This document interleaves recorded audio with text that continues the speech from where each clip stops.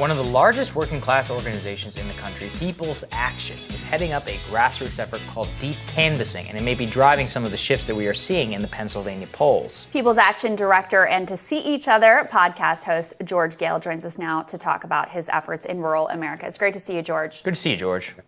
Good morning.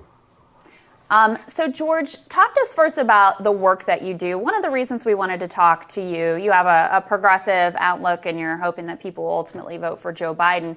But you're one of the few people who's really been out there in the country talking to rural voters in more than like a 30-second way. You do these long, deep conversations with them to really try to get at what they're going through, what they're thinking about, what they're worried about. Just bring to us a little bit of what those conversations have been like this year. Sure. I'll just say we started in 2017, went out to a bunch of Obama to Trump counties, and many folks who grew up in rural communities moved to big cities, and then Trump got elected and said, like, I got to move back home and talk to my people. And so we went out and had 10,000 conversations where we just listened. And we asked people, like, what issues do you care about? What do you think the solutions are? Which was our effort to not project a progressive solution on maybe healthcare, for instance.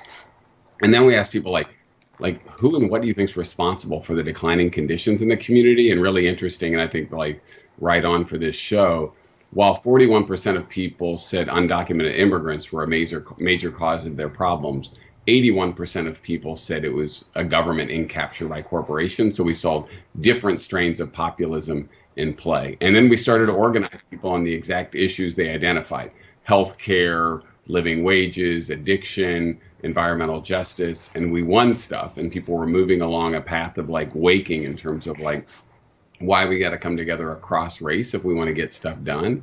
And then we kept running into immigration as being maybe a bridge too far for some of the folks we were organizing, and we started deep canvassing. So deep canvassing are like, these are like 15 to 20 minute conversations. Pre-COVID, they'd be on the doors.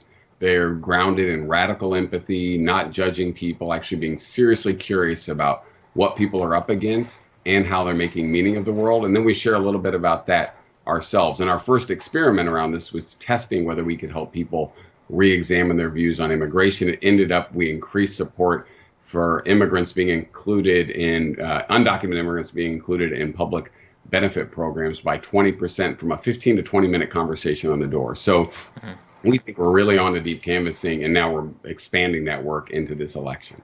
So here's something I'm interested in, George. What is it that you think the media and many others miss about not just Trump voters in general, and the rural voters that you spoke with? Why is it that it's such a because there's a caricature of, the Times, send somebody, they fly them out there and like they spend a day driving around and they quote some people, and it's almost like a safari expedition, and you're actually conducting this in a humane and empathetic way, which is what do you think that they are missing about that? I mean, so basically everything first, yeah. I would say and first, like, they're missing people's humanity. Yeah. They forget that though Trump won most rural counties, certainly majority white rural counties, that a lot of people there like rejected Trump. And a lot of people voted for Clinton. Way more people voted for Obama, which I'd love to come back to. Mm-hmm. And they forget that people are much more complicated ideologically than we might think. Nobody covered this, but during the Families Belong Together moment with this, when Trump created a crisis at the border by separating migrant families, there were 750 events on June 30th, 2018. It was the biggest kind of uprising around immigration in the Trump era. Half of those events happened in rural communities, didn't get covered. Like, there's a major outpouring of support in rural communities, including majority white rural communities, for Black Lives Matter, barely gets covered. Nobody covered this. Between 2016 and 2018, the two biggest swings in voting demographics, single rural white women moved 17 points away from Republicans to Democrats, and young rural white folks moved 16 points. But nobody's covering it. And I think like there's an over fascination, one with the Trump voter, and one, this kind of characterization of like everybody that lives in a rural majority white community is like a Trump loving backward racist. Right. And to be honest, in the larger progressive project, that makes our work so much harder. So, because a lot of things we heard from people on the doors, like, I want to be on the team, but it's not really clear that you all want me on the team. Well, and I don't know how. Talk a little bit more about that, because it strikes me that what you're doing is actually somewhat controversial within the Democratic Party and the progressive movement at this time, because there's been this view that Trump supporters are basically like part of a cult, that you can't possibly win them over, that you don't even want to talk to them or want them ultimately in your coalition because these are bad people that we just want to push, make irrelevant ultimately. So have you gotten pushback about the very idea of like talking to people and seeing their humanity, talking to them with empathy and really trying to understand what's going on? Yeah, for sure. And especially out of the gate in 2017, we got a lot of pushback. And I think we were running up against kind of two basically lines of thought. One is like, those are not our people. We write them off. They're not part of the team. So that was one. And then the second was more of a kind of Democratic Party operative strategy, was like, no, we can win these white rural folks back, but we got to moderate our agenda. We're not going to talk about big structural reforms. We're not going to talk about race. We're going to dodge immigration. And even in some cases, we're going to employ dog whistle politics. And we said there's actually a third way. Actually go out, listen to people, find out what issues they care about, work on those issues. They're the same issues all poor and working class people care about. Move people on those issues, and along the way, start to have conversations about racism as a system that creates different outcomes for different people, and racism is the main reason we didn't get together in the first place. So I'm interested, George, as the Democratic Party, overwhelmingly the biggest swings that we see from 2016 to now in our polling is about college-educated whites, many of whom abhor culturally the people that you're speaking to. What do you think that that's going to have an impact in terms of the work that you're doing?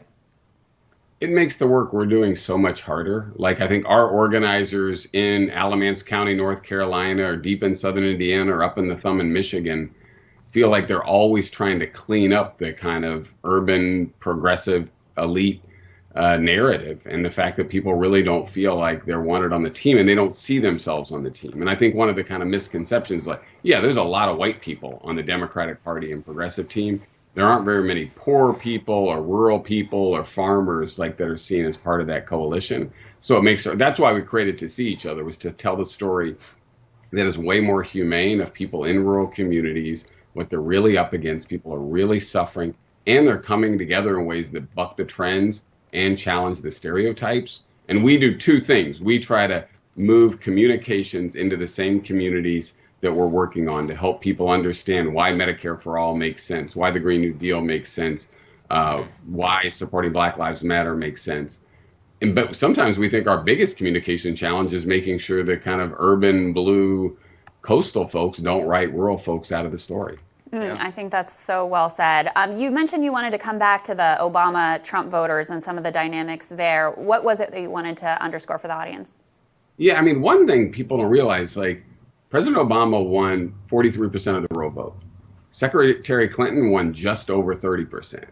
And if Democrats want to win statewide elections or federal elections, they don't have to win rural, but they can't get trounced. And they got trounced in 2016. So I think if you see movement among rural voters in this election, I think we'll go a long way. I will say what we hear from a lot of rural folks is that they see corporations that control government, corporations that are polluting their community, corporations that don't want to deliver health care as a major cause of their problems. And I think if you look back at the last 30 years, if Democratic Party leadership would have been more clear in naming who the villain was, there wouldn't have been such a big opening for the right wing to come in and say the villain is people of color, immigrants, Muslims. And so we just got to be better at actually being really straightforward. Somebody is responsible for the crisis we're facing, and it's certainly not people of color, immigrants, Muslims. It's big corporations that have taken control of our government and really don't care about everyday people. George, appreciate your perspective. Fascinating stuff. Thank you so much for being with us. Yeah, thanks for having me. Yep. Next on Rising, less than a week outside of the election, the Trump campaign gives us a status report. That's when Rising returns.